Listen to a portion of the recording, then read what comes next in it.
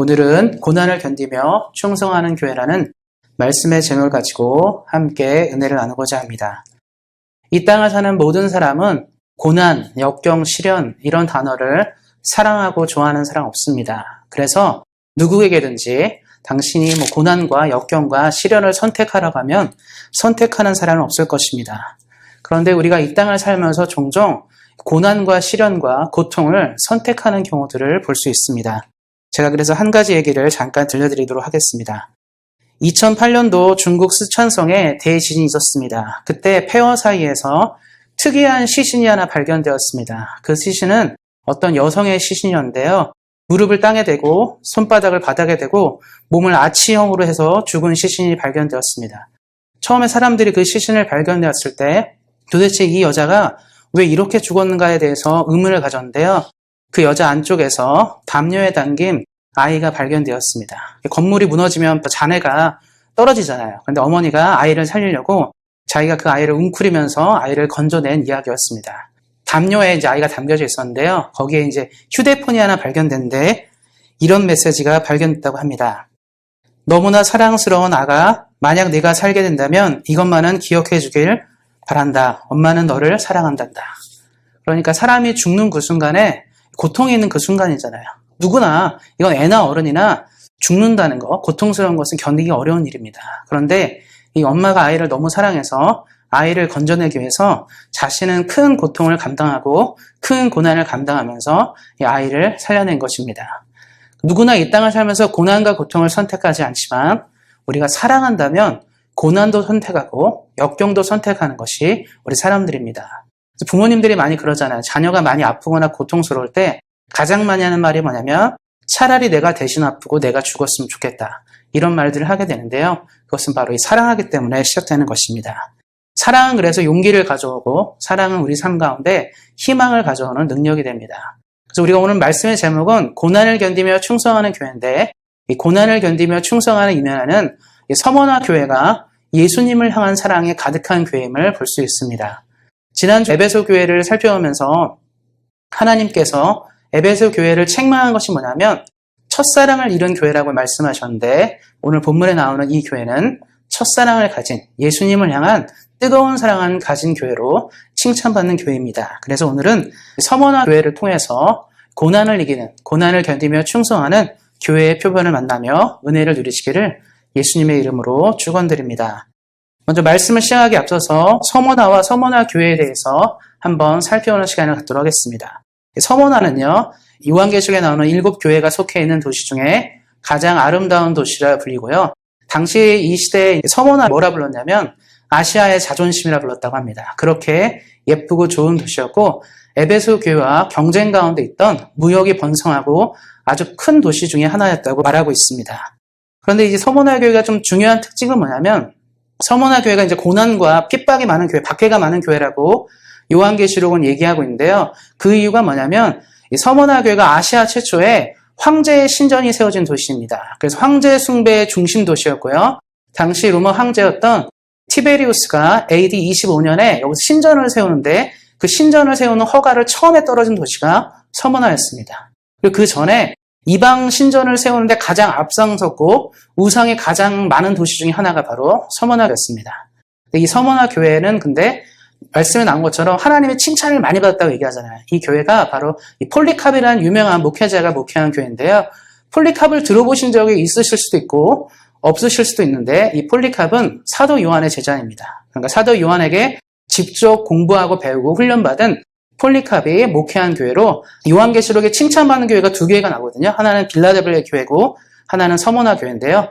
서머나 교회는 이 칭찬받는 교회로 성경에 나와 있습니다. 그러니까 이 교회는 기본적으로 환경이 좋지 않고 역경이 많을 수 있고 고난이 많을 수 있는 가운데 세워진 교회입니다. 그래서 어떻게 보면 가장 힘들고 어려울지 모르겠지만 그 가운데 빛나는 신앙을 가진 교회입니다. 요즘에도 그렇죠. 교회들보다 보면 잘 사는 나라의 교회들이 있고 못 사는 나라들의 교회가 있고 박해가 심한 지역에 있는 교회들이 있고 그렇지 않은 지역에 있는 교회들이 있습니다. 원래 기독교의 총 본사는 유럽이죠, 사실. 유럽에서 서양 사람들이 처음에 종교를 이제 가지고 기독교가 많이 번창했는데 지금 어떻습니까? 유럽의 교회들이 많이 없어요. 제가 예전에 이제 훈련을 받을 때 독일 출신 이제 신앙을 가진 사람 만났는데 독일을 보면 이제 기독교 인구가 90%다, 뭐 70%다, 뭐 이런 식으로 퍼센트가 나오잖아요. 퍼센트가 굉장히 높게 나오는데 실제로 기독교인이 몇 명이냐 물어보면 5% 미만이 될 수 있다. 3% 정도밖에 되지 않을 수 있다 얘기합니다. 그러니까 신앙을 없는 사람들이 많고 교회를 가지 않는 사람이 많다는 거죠. 실제로 유럽의 교회를 가보시면 교회 건물은 굉장히 의리의리하게 큰데 실제로 다니는 사람은 뭐 10명도 안 되는 경우도 있습니다.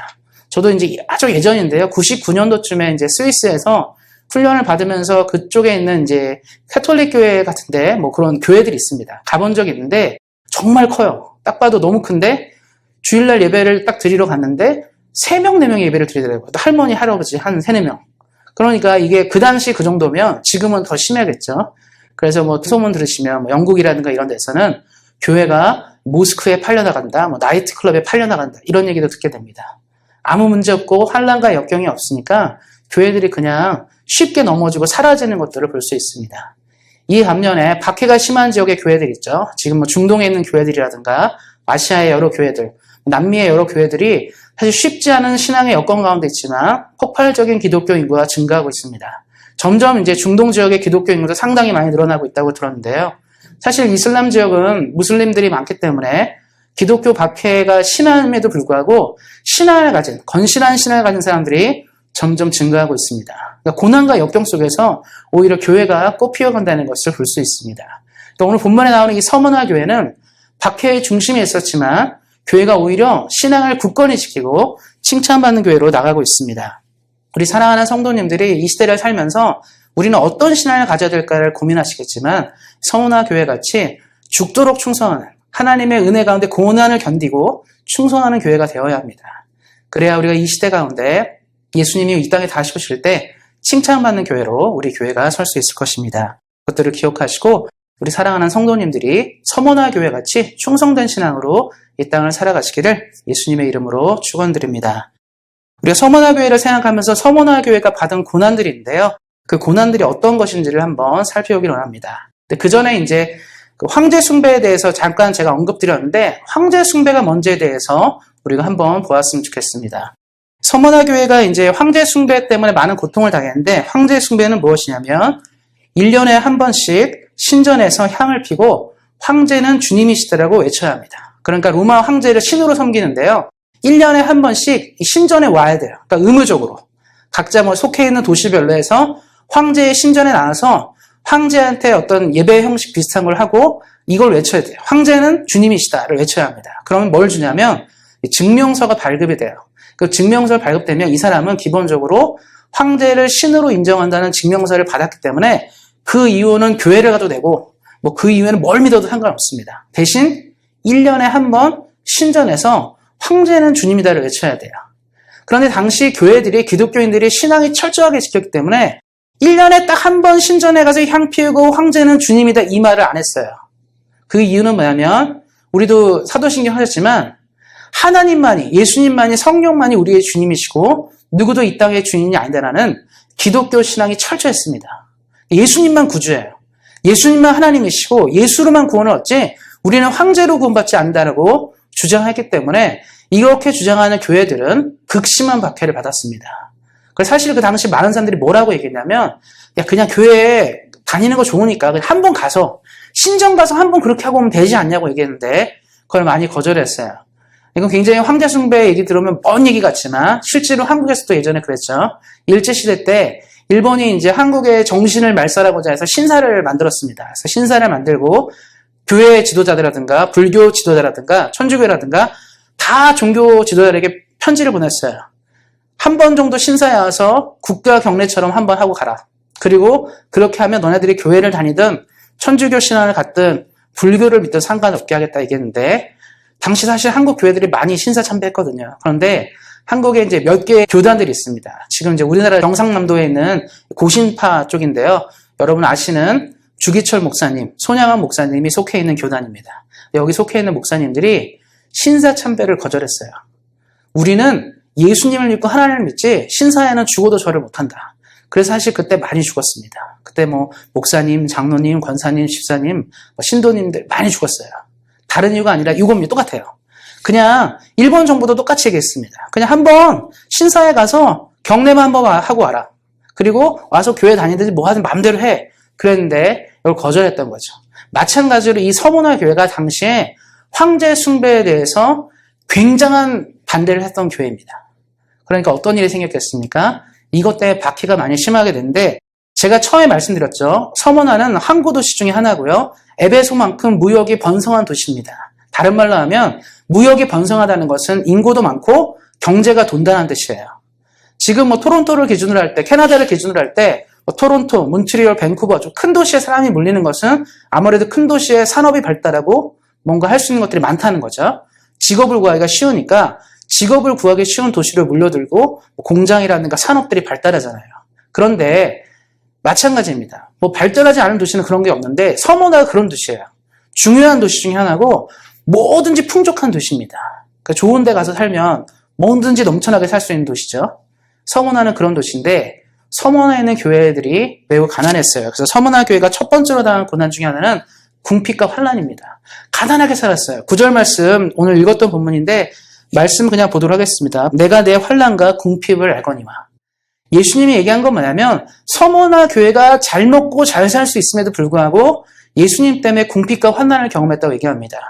그럼 우리 그렇죠. 이게 왜 교회 다닌다고 왜 궁핍과 환난을 경험해야 되냐 얘기하는데 아까도 말씀드렸죠. 황제를 숭배하면 증명서가 발급되는데 그 증명서는 경제활동을 하거나 무언가를 할 때 가장 유용한 것입니다. 그러니까 예수님을 믿으면 좋은 것들을 많이 못하게 된 거죠. 가령 우리가 공무원 시험도 보고 정계도 진출하고 할 수 있는데 황제를 숭배하지 않으면 농사만 지어야 되거나 이렇게 된다는 거예요. 그럼에도 불구하고 서문화 교회 성도들이 차라리 굶어 죽으면 굶어 죽었지 내가 하나님을 배신하면서 잘 먹고 잘 살고 싶지는 않다고 얘기한 것이죠. 그래서 이 교회가 궁핍과 환난, 가난을 많이 경험했습니다. 그리고 모함이라 나와 있는데 9절 말씀에 보시면 뒷부분에 나와 있는데 자칭 유대인이라 하는 자에게 비방도 많이 당했다고 얘기하고 있습니다. 이 당시에 이제 기독교를 가장 괴롭힌 사람들이 누구냐면 유대인들이에요. 예수님의 말씀이 증거되고 복음이 증거되면서 유대인들은요 이상하게 복음이 진행되는 곳마다 쫓아 들어가서 계속적으로 유대교의 가르침을 가르치려 했습니다. 그러면서 얘기한 게 뭐냐면 유대교는 정통이고 기독교는 이단이다 이렇게 얘기한 거예요. 쫓아 들어가면서 계속적으로 얘기한 거죠. 유대교 신앙을 믿지 않으면 그건 가짜고 예수는 없는 사람이고 예수는 가짜다 이렇게 얘기한 거죠. 그래서 이 사람들이 계속 들어가고 계속 비방을 하는데 또 뭐냐면 유대인들이요 성질이 좀 더럽습니다. 그래서 유대인들은 정부랑 싸우면 극렬하게 싸워요. 로마 사람들이 어떤 정도였냐면 유대인들 얘는 상종 못할 만한 애들이니까 유대인들에게는 종교의 자유를 허용했습니다. 그래서 예수님 당시에도 예배 드리고 나오잖아요. 그게 뭐냐면 얘네가 너무 그러는 거예요. 너무 극심하고 발난 곳만 나오고 하니까 얘네는 좀 달래주려고 유대인들은 좀 종교에 대해서 좀 관대하게 해줬는데요. 그러다 보니까 유대인들이 쫓아 들어가서 기독교는 예수 아니면 안 된다. 기독교는 예수님만 믿는다. 이런 얘기를 계속하고 다니고 모함과 공격을 해서 교회를 참 어렵게 했어요. 우리들이 이렇게 모여있는데 누가 계속 밀고라는 거예요. 자꾸 쟤네들 모여가지고 딴짓한다, 이상한 모임한다 이렇게 얘기를 하니까 대견할 수 있겠습니까? 이런 모함도 많이 당했습니다. 그러니까 교회가 잘 가려면 재정도 풍부하고 또 사람들에게 평판도 줘야 되는데 돈도 없고 가난하고 평판도 안 좋은 교회였어요. 여기서 끝난 것이냐? 말씀의 10절을 보면 또 뭐라고 나와 있냐면 10절 말씀에 이런 말도 나와 있습니다. 예수님께서 장차 너희 가운데서 몇 사람을 옥에 던져라고 나왔는데 그러다 보니까 수시로 투옥되는 거예요. 교인들이. 예배드리고 교회 다닌다는 이유로 감옥에 갇히고 고문당하고 고통을 많이 당했습니다. 그래서 이 당시에 참 교회들이 많이 힘들었죠. 아까 처음에 제가 말씀드렸지만 사도 요한의 제자 폴리캅이 이 교회의 지도자였는데 나중에 폴리캅이 잡혀가지고 죽게 되는 일이 생기게 되는데요. 순교를 하게 되는데 어떤 내용이냐면 폴리캅이 이제 서문화 교회를 잘 사역하고 있었는데 많은 사람들이 밀고도 하고 모함하다가 폴리캅이 잡히게 되는 상황이 되었어요. 계속 이제 숨어 지내고 이렇게 왔다 갔다 하다가 결국은 이제 숨기 어려운 상황이 되니까 로마 군인들이 폴리캅을 체포했습니다. 근데 폴리캅이 잡힐 때 우리가 아는 것처럼 폴리캅이 젊고 괜찮은 아이가 아니고 86세 정도 됐을 때 폴리캅이 잡혔습니다. 그러니까 이제 잡히고 나니까 사람들도 너무 노인인 거예요. 젊은 사람이면 몰라도 너무 노인이니까 옆에서 얘기를 했습니다. 군인들이. 그냥 나이도 많이 드셨는데 그냥 로마 황제를 그냥 인정하시고 그냥 편하게 목회하세요. 우리 목회를 방해하는 게 아니니까 굳이 어려움 당하지 마시고 그냥 여기서 그냥 황제 한번 인정해 주시고 서머나 교회를 이끄셨으면 좋겠습니다라고 로마 군인들이 얘기했습니다. 그럼 보통 나이도 많이 먹었으니까 그럴만도 한데 이 폴리캅이 굉장히 유명한 명언이고 후대에 많이 순교를 하게 되면서 이 폴리캅처럼 순교를 많이 했습니다. 이 폴리캅이 뭐라고 말하냐면 내가 인생을 86년을 사는 동안 예수님이 한 번도 나를 부인한 적이 없는데 나를 왜 이 자리에서 예수님을 부인하라고 하느냐. 예수님이 내 인생 평생토록 나를 사랑하시고 나를 한 번도 힘들게 한 적이 없는데 내가 왜 예수님을 부인해야 되는가 해서 폴리캅이 죽기를 결정했어요. 잡아갔는데 어떻게 죽이기로 했냐면 처음엔 로마인들이 다 모아놓고 당시 맹수들 있죠. 뭐 사자라든가 곰 같은 거 이런 거 풀어놓고 이제 죽이는 거죠. 사람을 놔뒀는데 폴리캅이 두려움을 갖지 않는 거예요. 맹수들이 나오는데 사자 같은 경우는 무섭습니까? 동물이 잡아서 먹을 수 있는데 전혀 두려워하지 않고 이것에 대해서 전혀 힘들어하는 내색이 없으니까 이제 로마 사람들이 맹수로 죽이면 안 되겠다. 왜냐하면 이제 맹수로 죽인다는 것은 공포감을 들게 해서 기독교를 믿으면 이렇게 죽어라고 보여주려고 한 건데 폴리캅이 너무 담대한 거예요. 이 노인이 나이 많이 먹은 노인이 전혀 두려워하지 않고 죽으면 죽으리라고 서 있으니까 이제 로마 군인들이 그러면 맹수를 통해 죽이면 안 되겠다 해서 맹수를 걷어들입니다. 그리고 두 번째 선택한 건 뭐냐면 화형이었어요. 불을 내서 죽이면 되겠다 해서 불을 내기로 했는데 그렇다고 폴리캅이 뭐 두려워하지 않았겠죠. 어쨌든 폴리캅을 붙잡아 놓고 불을 질렀는데 불은 났는데 사람이 안 타는 거예요. 그러니까 불이 나면 사람이 타서 죽잖아요. 근데 불이 너무 뜨겁게 타는데 폴리캅이 아무런 상처를 받지 않는 것을 보았습니다. 그러니까 사람들이 이제 또 놀래겠죠. 아니 도대체 이 사람 뭐길래 이런 상황이 생기냐 해서 결국 이제 사람들이 불에 타고 있는 폴리캅을 칼로 찔러서 죽였거든요. 근데 칼로 찔러 죽일 때 그 피가 나온 불을 다 껐다고 하더라고요. 물처럼.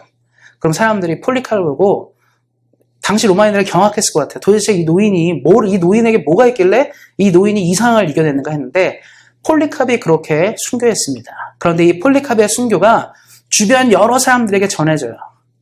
하나님을 믿는 이 폴리캅, 교회를 이끄는 지도자 폴리캅의 이 뛰어난 믿음이 당시의 교회들에게 큰 경각심을 불러일으키고 교회들로 하여금 신앙의 결속력을 가지게 됐습니다. 그래서 서머나 교회를 상징하는 가장 좋은 것은 뭐냐면 고난을 견디고 죽음의 공포를 이겼다는 것을 말하는 것이죠. 하나님을 사랑하기 때문에 이런 일을 한 겁니다. 우리가 뭔가를 사랑하지 않으면요, 죽어도 할 수 없습니다. 주를 사랑하는 사람이 주를 위해 목숨도 내놓는 것이고요. 나라를 사랑하는 사람이 나라를 위해 목숨을 내놓고 자녀를 사랑하는 사람이 자녀를 위해 목숨을 내놓는 것이 누구나 가능한 일이 아닙니다. 그런데 이 서머나 교회의 지도자부터 해서 서머나 교회 성도들은 하나님을 위해 모든 것을 드릴 준비가 되어 있었습니다. 사실 이 땅을 산다는 것, 우리가 하나님의 나라를 산다는 것이 얼마나 어려운 일입니까? 우리도 살아보지만 주님의 뜻과 주님의 말씀대로 이 땅을 살아가는 것이 결코 쉬운 일은 아닙니다. 서머나 교회 같은 경우는 더욱더 그랬을 것 같아요. 예수님을 믿는다는 이유로 가난해져야 되고요. 하나님을 믿는다는 이유로 아무것도 누리지 못하고 오히려 핍박당하고 박해당하고 고통을 당했지만 서머나 교회가 선택한 것은 바로 예수님을 너무 사랑해서 하나님을 너무 사랑해서 내가 그 시대를 살기로 결정한 것입니다. 우리 사랑하는 성도님들이 서머나 교회를 기억하셨으면 좋겠어요. 하나님이 이렇게 사용하고 이렇게 뛰어나게 인도하는 교회, 하나님이 이끄시는 교회는 칭찬받고 하나님의 은혜를 얻게 되어 있습니다.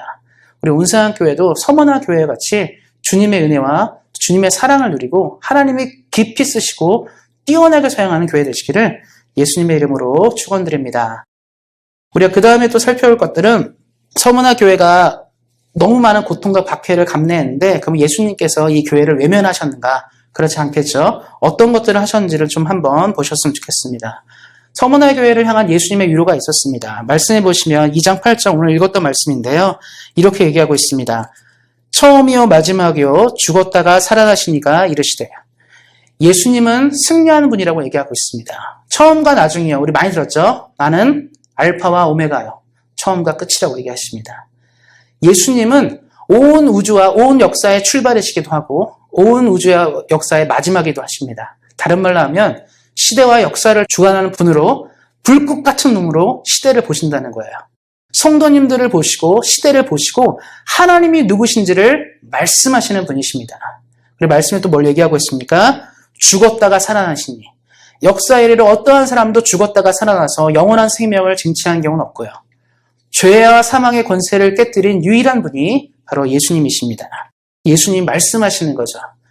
너네가 고통하고 고난하고 인내하고 견디는 이유 중에 하나가 뭐냐면 승리자를 믿기 때문이다. 승리하신 하나님이 우리에게 있기 때문에 우리가 견딜 수 있는 거예요. 우리가 망하거나 패배하거나 고통스러울 걸 생각하면서 견디기는 너무 어렵습니다. 소망 없이 견디기가 참 어려워요. 세상에 어떤 크고 작은 일들이 많지만 요즘에도 그렇죠. 수많은 나라 사람들이 싸워요. 싸움을 합니다. 진리를 위해 정의를 위해 싸우는데 어떻습니까? 어떤 싸움은 정의와 진리를 위해 싸우지만 기약이 없는 싸움이 있습니다. 내일이면 끝나? 내일 모레면 끝나가 아니라 끝나지 않은 전쟁이기도 한 경우들이 있어요. 그럼에도 불구하고 사람들은 뭐죠? 이것이 올바르니까 싸워가는 건데 예수님은 우리에게 말씀하십니다. 예수님의 나라는 영원하고 패하지 않습니다. 우리가 예수님을 믿는다는 이유는 딱 하나예요. 예수님을 믿으니까 사업이 잘 되고 돈을 많이 벌고 건강해지고 똑똑해지고 취직자라고가 아니라 예수님을 믿으면 영생을 누리고 예수님을 믿으면 영원한 하나님의 나라를 상속하는 것입니다. 우리는 그 믿음으로 살아가는 거예요. 예수님을 믿는다는 것은 우리가 이 땅의 모든 것을 넘어서서 영원한 천국에 들어갈 확실한 승리를 얻는다는 것을 말합니다. 서모나 교회가 어떻게 견뎠을까 말할 때 이거예요. 처음이요 나중이고 처음이고 마지막이고 영원한 승리를 가지신 하나님이 지금 말씀하신다. 이 하나의 위로로 교회는 시련을 이겨냈습니다. 우리 사랑하는 성도님들 살면서 어렵고 힘든 일이 있으실 때 걱정하지 마시고 예수님의 나라의 영원한 것을 갖게 될 것입니다. 우리는 모든 것을 갖게 될 것이에요. 그것들을 생각하시면서 내가 오늘 조금 손해보고 내가 오늘 좀 힘들어도 믿음으로 견뎌내시길 바랍니다. 하나님의 은혜와 믿음으로 견뎌내는 성도들을 향해 주님은 큰 선물을 약속하십니다. 그것들을 기억하시고 우리 성도님들이 주님과 함께 승리하시기를 예수님의 이름으로 축원드립니다. 그리고 우리가 두 번째 봐야 될 것은 예수님은 모든 것을 아시는 분이십니다. 2장 9절 말씀에 이렇게 얘기하고 있습니다. 내가 내 환난과 궁핍을 알거니와. 예수님이 모든 것을 기억하신다는 거예요. 예수님이 아시기 때문에 우리가 고난과 고통과 이런 시련들을 인내할 수 있는 것이죠. 지금 세상에도 많은 사람들이 위대한 일을 하거나 놀라운 일을 하거나 아주 아니면 큰 사건을 경험하거나 어떤 일이 생기면 비석을 세워 기념비를 세웁니다. 기념비를 통해서 우리는 뭘 알죠? 기억하는 거예요. 여기서 무슨 일이 있었다. 제가 최근에 이제 그 신문에서 기사를 한번 읽었는데 6.25 전쟁 때 이제 캐나다에서도 그 6.25 전쟁에 참전을 했죠. 그래서 캐나다에서도 한 2만 명 정도를 한국 전쟁에 군인을 보냈다더라고요. 그래서 캐나다 사람들이 이제 한국에 와서 전쟁을 했는데 경기도 가평에서 캐나다 군인들이 중공군이랑 싸워서 굉장히 열심히 싸웠나 보더라고요. 그래서 얘기하는 게 뭐냐면 그 중공군이랑 그 가평 전투에서 만약에 캐나다 군대가 졌으면 중공군이 확 밀려내릴 뻔했는데 캐나다 군대가 거기를 막았다고 하더라고요. 그래서 그때 많이도 죽었고 고통했지만 캐나다 군인들 때문에 이제 가평에서 승리를 거두면서 이제 한국 전쟁에서 좀 전환기를 맞이를 했다. 그런 기사를 봤는데 그러면서 이제 캐나다 군인들이라든가 또 한국 정부가 그걸 기억하면서 비석을 하나 세우려나 보더라고요. 캐나다 군인들이 참전했다. 이런 이제 기록들을 남기고 싶어서 비석을 세운다는 걸 봤는데 바로 이걸 말하는 거예요. 우리 대한민국 사람들이, 한국 사람들이 기억하잖아요. 우리가 요즘에도 많이 보지만 유엔군들이 참전해서 우리나라 가장 어려웠을 때 한국과 함께 싸워준 사람들을 고맙게 생각합니다. 그 사람들이 있었으니까 사실 우리도 있는 거죠. 안 그랬으면 공산당이 다 나라를 점령하고 그랬을 텐데 피도 한 방울도 안 섞였고 아무 관련도 없는 사람들이 그냥 동양의 조그만 나라, 가난하고 힘든 나라, 이 나라의 자유민주주의를 위해서 16개국이 파병을 했어요. 쉬운 일이 아닙니다, 당시에. 그래서 그리고 남의 나라를 위해 가서 피땀 흘려 싸운다는 게 쉽지 않지 않습니까? 그런데도 불구하고 많은 군인들이 참여했는데 그것들을 기억하는 거죠. 그걸 기억하고 비석을 세우는 거예요. 왜냐하면 우리는 고맙습니다. 당신들이 고맙고 우리 나라를 위해 싸워준 것에 대해서 지금도 은혜를 느낍니다. 이 얘기를 하는 거죠. 그리고 항상 우리는 기억하는 게 그래서 중요해요. 뭔가를 기억하는 거. 우리 이 땅에 많은 일들을 하면서 그래서 우리는 또 기억합니다. 이런 것만 기억하는 게 아니라 또 참사가 나잖아요. 예전에 삼풍백화점 참사라든가 나오면 그 나중에 수습하고 또 비석을 또 세워요. 다시는 이런 일이 생기면 안 됩니다 해서 우리는 이것을 기억하겠습니다. 또 이런 거 많이 하잖아요. 이것들을 하는 이유는 뭡니까? 기억하겠다라는 거예요. 꼭 기억해서 다시는 이런 일이 안 생기도록 또한 은혜를 우리가 기억하겠다. 이런 일들을 하는 것이죠. 예수님이 근데 뭐라고 말씀하시냐면 아신다는 거예요. 서문화 교회가 환난과 고통을 견디며 삶을 내던지고 생명을 내던지며 예수님을 믿기 위해 했던 모든 일들을 그냥 지나가는 이야기가 아니라는 거예요. 예수님을 기억한다는 겁니다. 기독교 역사가 출발한 이후로 지금까지 수많은 기독교 신사들이 신앙을 이유로 많이 죽었습니다. 엄청나게 많은 사람이 죽었어요. 우리는 모든 사람의 죽음을 다 기억하지 못합니다. 폴리캅, 유명하니까 알고 있지만 서문화교에 폴리캅만 있었겠습니까? 수많은 사람들이 죽었을 거예요. 우리는 기억하지 못합니다. 그런데 예수님이 뭐라고 말씀하시냐면 이렇게 말하는 거죠. 환난과 궁핍을 내가 알거니와. 나 안다. 그래서 사랑하는 성도님이 이 땅을 살 때 우리가 그래요. 옆 사람이 나 몰라주고 남편이 몰라주고 아내가 몰라주고 친구가 몰라줄 때 속상합니다. 내가 주를 위해 참 열심히 하는데 알아주지 못하고 몰라줄 때 우리 마음이 상해요. 사실. 그게 고통이죠. 사실. 우리가 뭔가를 위해 정말 열심히 합니다. 회사를 위해서도 열심히 하고 가정을 위해서도 그렇고 다 열심히 하는데 누가 내 마음과 내 고통을 못 알아줄 때 우리는 상처를 받습니다. 그런데 그때 우리가 기억하셔야 돼요. 사람은 기억하지 못해도 예수님은 기억하십니다. 그래서 우리가 오늘도 믿음으로 사는 거예요. 내가 이것이 밑 빠진 독에 물 붓기라 할지라도 하는 것입니다. 주님이 이것들을 기억하시기에 믿음과 함께 승리할 수 있음을 믿기에 우리는 한 걸음 두 걸음 전진하는 것입니다. 서문화 교회 성도들에게 예수님이 한 격려예요. 내가 너의 고통과 너의 아픔을 기억한다. 그래서 우리 사랑하는 성도님들이 기억하셨으면 좋겠어요. 믿음 생활할 때 넘어질 때 있습니다. 쓰러질 때 있습니다. 힘들 때 있습니다. 힘겨울 때 있습니다. 그때마다 기억하셨으면 좋겠어요. 이 싸움은 나 혼자만의 싸움이 아니라 예수님과 함께하는 싸움이고 예수님은 이 발걸음, 나의 삶의 모든 것들을 기억하신다. 그래서 감사함으로 다시 한번 인내하고 주님을 바라보며 믿음의 경주를 달릴 수 있습니다. 사랑하는 성도님들이 그것들을 기억하시고 믿음으로 승리하시기를 예수님의 이름으로 축원드립니다. 마지막으로 볼 것은 바로 예수님은 상을 주시는 분이십니다. 10절, 11절 말씀인데 특별히 11절 말씀에 이런 말이 있습니다. 이기는 자는 둘째 사망의 해를 받지 아니하리라. 그리고 10절 말씀에는 뒤에 내가 죽도록 충성하라. 그리하면 내가 생명의 권을 내게 주리라. 충성하는 자에게, 하나님을 향해 충성하는 자에게 하나님은 상을 주시겠다고 얘기합니다. 과거나 지금이나 국가와 나라를 위해 또 민족을 위해 헌신한 사람에게는 정부에서 훈장을 줘요. 내가 당신에게 이렇게 우리 나라에서 당신의 공을 치하하고 얼마나 열심히 했는지, 얼마나 열심히 살았는지에 대해서 격려하는 것인데요. 상을 주는 거죠. 국가로부터 받은 상은요, 사람들이 되게 잘 보관합니다. 저도 가끔 방송에 보면 이제 퇴역 군인이라든가 훈장 받으신 분들 나오면 꼭 보면 훈장이 방 저 끝에 있지 않죠? 거실에 딱 있습니다. 누구나 딱 볼 수 있도록 이 상을 받았다고 얘기하는 것이죠. 그래서 우리 사랑하는 성도님들이 누구에게 아주 좋은 상을 받았을 때 딱 보면 알아요. 거실에 제일 먼저 배치된 게 뭐냐. 그걸 딱 보면 그런 게 있더라고요. 예전에 딱 보니까 어떤 분들 집에 가니까 홀인원 했다고 그런 것도 딱 거실에 놔두더라고요. 내가 골프를 치는데 홀인원 했다. 그거 딱 놓잖아요. 이게 뭐냐면 자랑스러운 거거든요. 남들 한 번도 하기 힘든 거를 난 했으니까. 또 어떻습니까? 어떤 분들은 또 교회에서 임직했거나 교회에서 준 것들을 올려놓은 분도 있더라고요. 내가 교회에서 직분도 받았고 감사하다 해서 올려놓은 분들이 있습니다. 이건 뭐냐면 내가 어떤 공로와 치하를 받은 것에 대해서 참 자긍심, 긍지를 갖는 것이죠.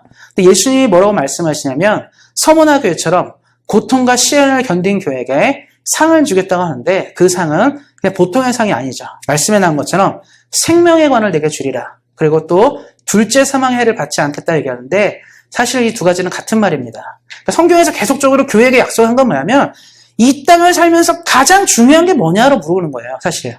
그러니까 교회들을 다니는 분들에게 가장 외치는 거죠. 우리 성도님들, 우리 사랑하는 성도님들은 교회를 다니는 이유가 뭡니까? 친구를 많이 만날 수 있으니까. 아니면 뭔가 교회에 오면 뭘 주니까. 교회 다니는 사람들과 같이 놀면 재밌으니까. 이게 아니잖아요. 우리 교회 다니는 유일한 이유가 뭐고 가장 큰 목적이 뭐죠? 영생의 복이 있는 것을 믿기 때문이에요.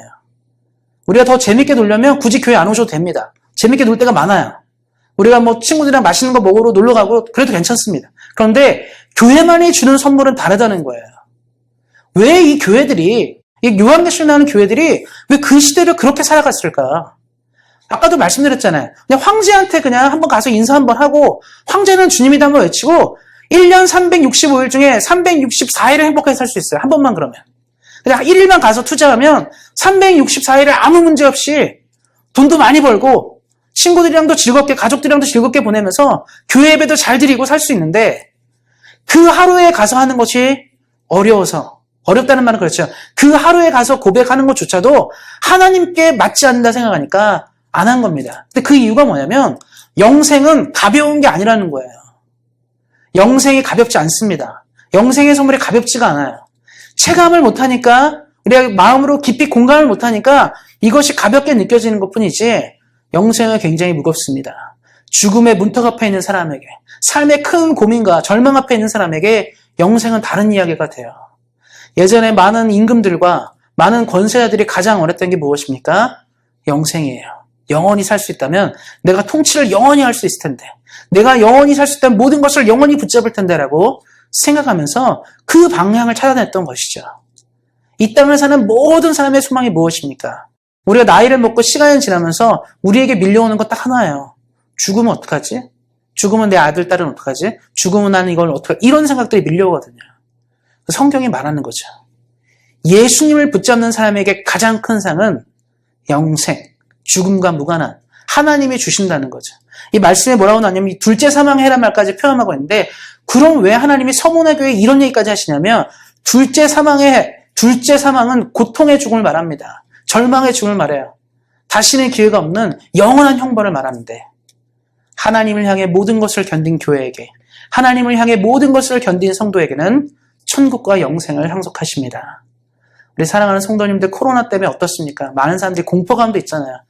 얘기 들어보니까 브라질 같은 경우는 이제 식량난이 올지도 모른다, 국가 아비 상처의 가능성도 있다, 이런 얘기 나오더라고요.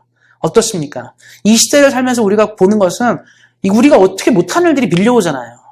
그때 느끼는 건 공포감입니다. 왜 사람들이 코로나를 무서워하는 이유는 뭐냐면 죽을까봐 무서워하는 거예요, 사실. 다른 거 무서워하는 게 아닙니다. 걸려서 잘못하면 죽을까봐. 그러니까 우리가 기억해야 되는 게 무엇이죠? 죽음의 공포가 자꾸 들어오는 순간마다 신앙을 굳게 붙잡으셔야 돼요. 예수님을 믿는 내가 이유가 무엇이냐? 이 시대는 이렇게 말하고 저렇게 말하지만 나는 예수님 때문에 이 모든 것을 견뎌내고 이 모든 것을 믿음으로 갈 수 있다고 하셔야 합니다. 서문화 교회는 지금과 달라요. 지금은 그래도 백신이라도 맞고 어떻게 좀 관리를 하면서 숨어낼 수 있고, 요즘같이 스테이 애텀해서 집에 숨어 있으면 며칠 지나면 날 수도 있고 이런 게 있지만, 이 당시에는요, 로마 정부가 교회 다니는 사람 잡아내가지고 바로 잡아서 죽이고 그랬어요. 그러니까 이 당시는 지금 코로나보다 더 무서운 거죠. 예수님 믿는다는 이유로 죽음이 왔다 갔다 하는 시대였지만 사람들이 기억한 거예요. 예수님을 믿으면 영생이 있다. 우리 아까 교동문도 얘기했지만 내가 길이요 진리요 생명이다. 예수님에게 길과 진리와 생명이 있고 예수님을 믿는 자는 영원히 산다라는 이 확신찬 믿음이 서문화 교회를 다시 한번 일어나게 하였습니다. 우리 사랑하는 성도님들 걱정하지 마시기 바라요. 예수님 안에 믿음을 가진 자에게는 영생을 상속합니다. 내가 주의 일을 하면서 고통스럽습니까? 걱정하지 마시기 바랍니다. 내가 하나님을 위하여 애쓰지만 이것들이 성과가 없습니까? 고민하지 마시기 바라요. 주님이 알아주시고 주님이 보상할 것이고 모든 것을 갚아주게 될 것입니다. 말씀을 마무리하기 전에 제가 말씀 한 구절 읽고 말씀을 마치도록 하겠습니다. 마태복음 5장 11절 12절입니다. 나로 말미암아 너희를 욕하고 박해하고 거짓으로 너희를 거슬러 모든 악한 말을 할 때에는 너희에게 복이 있나니 기뻐하고 즐거워하라. 하늘에서 너희의 상이 큼이라. 너희 전에 있던 선지자들도 이같이 박해하였느니라. 말씀에 나온 것처럼 사랑하는 성도님들이 기억하셨으면 좋겠습니다. 고통의 시기에 믿음을 붙잡는 자에게 하늘의 상이 매우 큽니다. 저는 우리 사랑하는 온세상교회 모든 성도님들이 천국의 상, 영생의 상을 누림으로 이 시대의 모든 일들을 헤쳐나가며 믿음으로 승리하시기를 예수님의 이름으로 축원드립니다. 기도하겠습니다. 하나님, 우리에게 은혜를 허락하시고 소망을 허락하신 하나님 감사를 드립니다. 서문화 교회가 주님을 바라보는 마음으로 고난을 이겨내고 역경을 이겨내고 죽음의 공포를 이겨내고 주님을 바라보고 죽도록 충성하였습니다. 하나님, 우리 사랑하는 온세상교회 성도님들 역시 하나님 앞에서 주님을 바라보므로 믿음으로 이 땅을 살게 하시고 우리 삶을 두렵게 하고 고통스럽게 하는 모든 문제들 앞에 예수님의 이름으로 승리하는 우리 교회 되도록 함께 하시기를 기도합니다. 우리에게 가장 좋은 것들을 주신 하나님께 감사하며 우리 주 예수 그리스도의 이름으로 기도하였습니다. 아멘.